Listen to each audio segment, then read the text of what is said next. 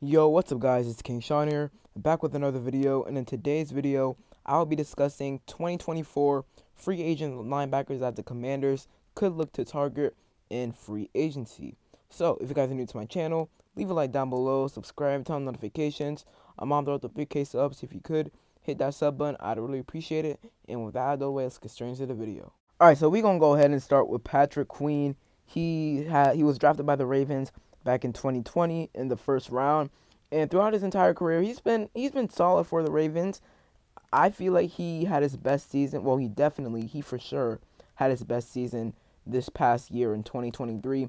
His first 3 seasons were solid, but just not great, just not what the Ravens were looking for in him.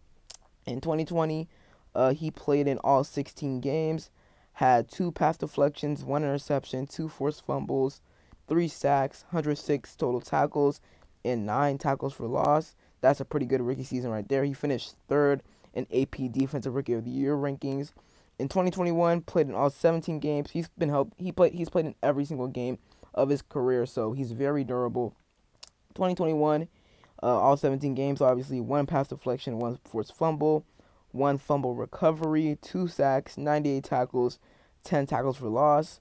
In 2022, played in all 17 games again, had 2 interceptions, 1 forced fumble, 2 fumble recoveries, 5 sacks, 117 tackles, 9 tackles for losses. And in this past season, best season of his career, played in all 17 games again, had an interception, 6 pass deflections, 1 forced fumble, 3.5 sacks, 133 tackles, and 9 TFLs. And he finished 2nd in AP. Well, he was AP. He was an All-Pro, AP All-Pro, 2nd team, and he went to the Pro Bowl. He made the Pro Bowl for the first time in his career. So Patrick Queen, he's definitely not a bad linebacker. He's a very solid linebacker, especially this past season.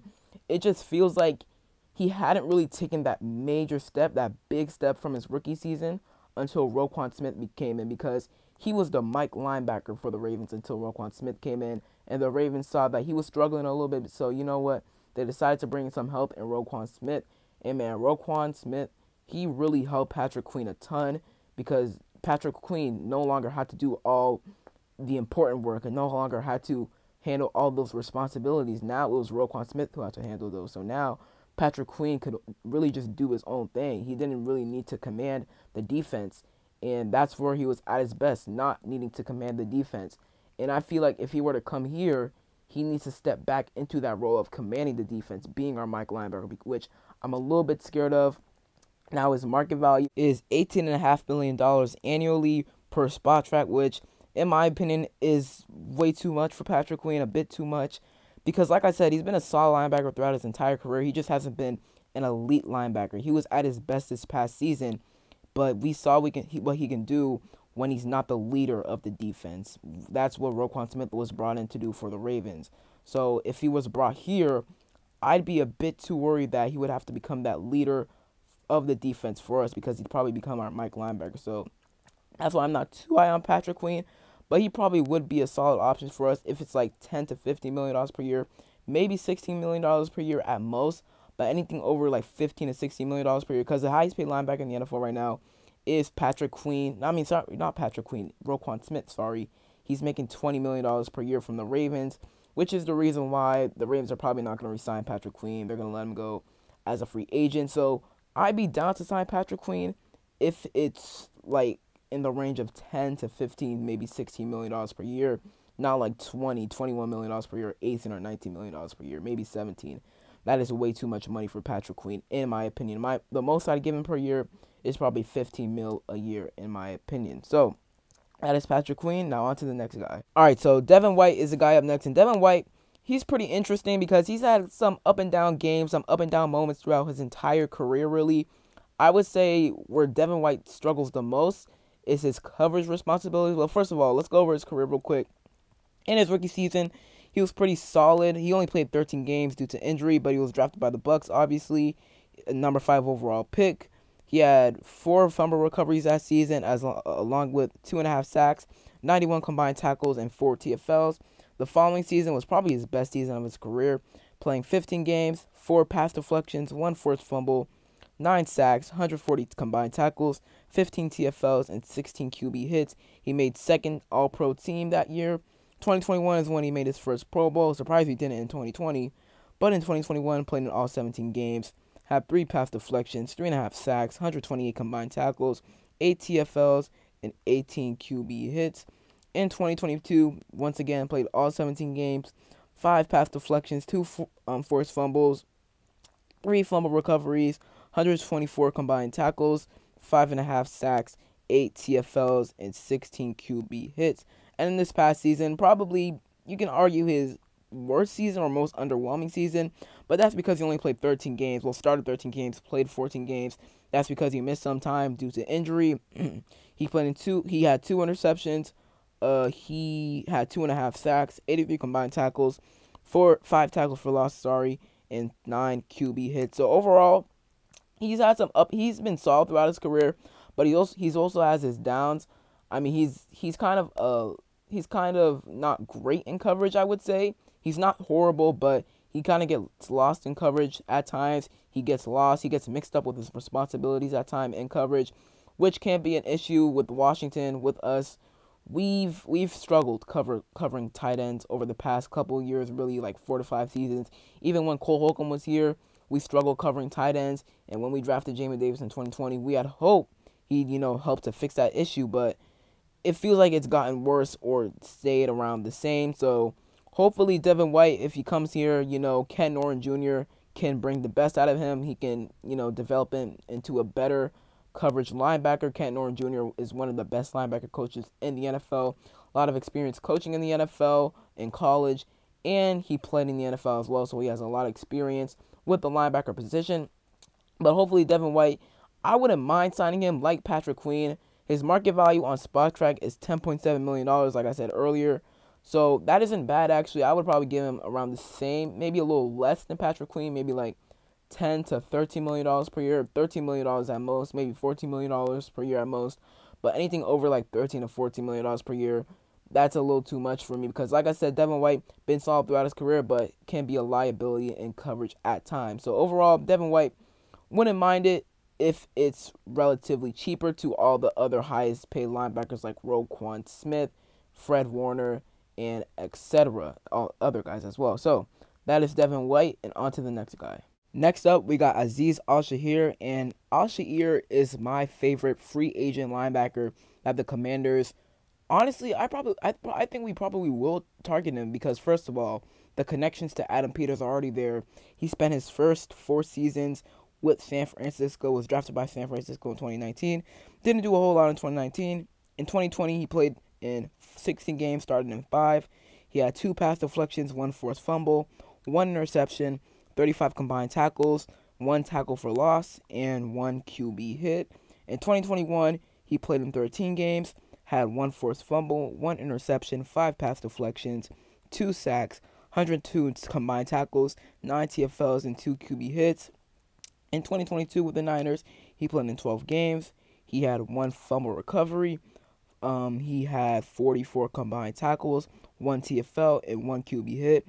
Then this past offseason, he signed a 1-year, $2.5 million deal with the Titans. He played in all 17 games with the Titans. He had 2 sacks, 1 fumble recovery, 4 pass deflections, 2 sacks. Oh, I said 2 sacks already, sorry. 163 tackles, 9 TFLs, and 6 QB hits. So Azeez Ali, very, very, very solid linebacker. He started every single game for the Titans this past season. And no, his stats with the 49ers were really freaking good. And he was coming off the bench. He was coming off the bench most of the times. Dre Greenlaw and Fred Warner were the starters for the 49ers. When they went down, he would be a very solid replacement for them in games they missed. So Azeez Ali, overall, he's a very good linebacker. This past season, he had like a 64.1 PFF grade. Not amazing, but as I've said in every single one of my free agent videos, take PFF with a grain of salt.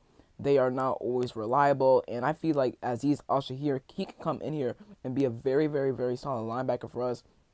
Obviously, our linebacker room this past season was pretty bad. I mean, Cody Barton, he was really bad. David Mayo is horrible. Jamie Davis, he improved somewhat, but he hasn't lived up to that first round pick, that 19th overall pick yet. Hopefully he will. We're probably not going to pick up his 5th-year option. We shouldn't pick up his 5th-year option.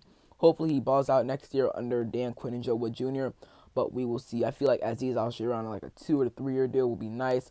Spot Track does not have his official market value, but he did sign a $2.5 million deal with the Titans last offseason.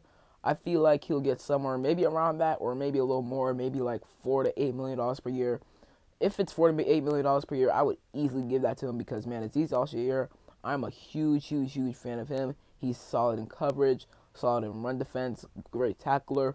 He's overall a very solid linebacker and wouldn't cost too much to bring him here.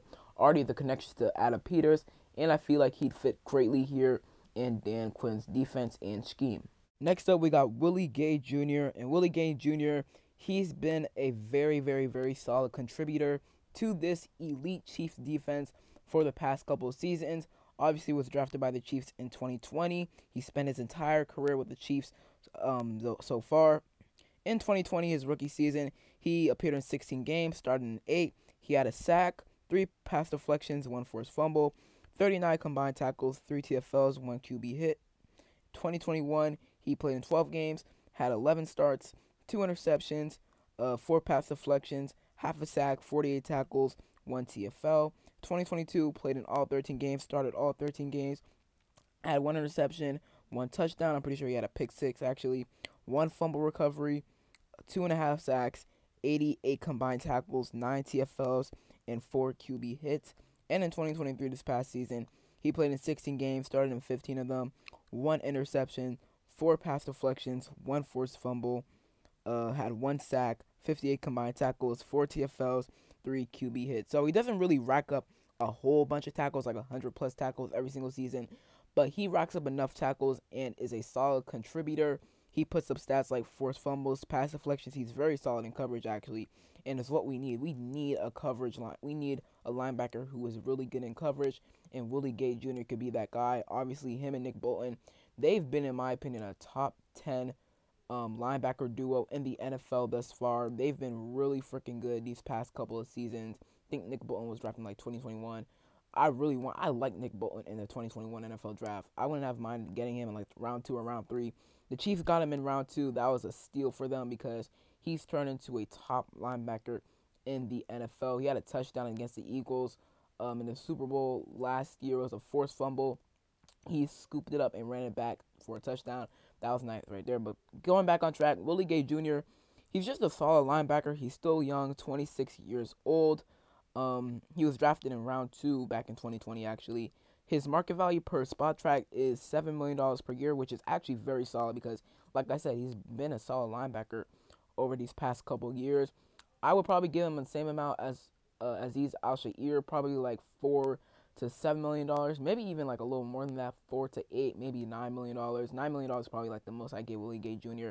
Anything over that, I probably just move away from him because, like I said, he's been a very solid linebacker, just not an elite linebacker. Like guys like Roquan Smith or maybe like Devon White and Patrick Queen, they're definitely gonna get more than Willie Gay Jr. But Willie Gay Jr., he's a cheaper option and one that would definitely fit our team. If we were to sign like Azeez Ali and Willie Gay Jr., I'll be really happy because we'd have him, Willie Gay, obviously Azeez Ali and Jamie Davis as a linebacker core. Maybe draft another linebacker. That would be a pretty solid linebacker core compared to us having J-Man, Cody Barton, and David Mayo. Our linebacker core was so bad this past season. Linebackers are probably a top 5 need for us this offseason. But Willie Gay Jr., he'd definitely be a solid signing for the Commanders. Now I just want to quickly discuss some other free agent options. We got Bobby Wagner. He's good, obviously, future Hall of Famer. He's 34 years old at this point, though. He's getting up there in age. He actually led the NFL in tackles this past season, which is crazy for his age. But at this point, he's getting slower. So I really wouldn't want him. Maybe to like a 1-year cheap deal, but Bobby Wagner, I really don't want him. He's getting up there in age at this point, and he's beginning to look washed. He's beginning to look a bit washed. Joey Jewell, he's a solid option. He played 70.4% of snaps for the Broncos this past season, my bad. He's 30 years old. Signing him to like a 1 or 2 year deal wouldn't be bad at all. Isaiah Simmons, he was okay this past season for the Giants. Frankie Louvu, he was actually really good for the Panthers. The Panthers had like a top 5 defense this past season. Obviously, their offense was terrible this past season, but their defense was really good. And Frankie Louvu was a solid contributor contributor, to their defense's past season, as well as in the 2022 season as well. So Frankie Louvu to like a 1 or 2 year deal, maybe 3 year deal would be nice.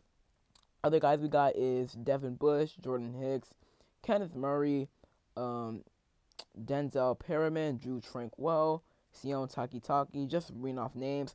Oh, Blake Cashman, he will be another pretty solid option. He was really good for the Texans past season, playing 57.6% of snaps for them.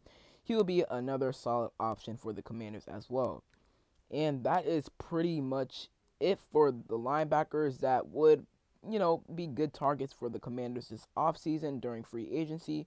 So that is it for today's video. I hope you guys enjoyed. If you did, leave a like down below, subscribe, turn on notifications. I'm on the 3K subs. If you could hit that sub button, I really appreciate it. And other than that, it's been King Sean, and I'm out. Peace.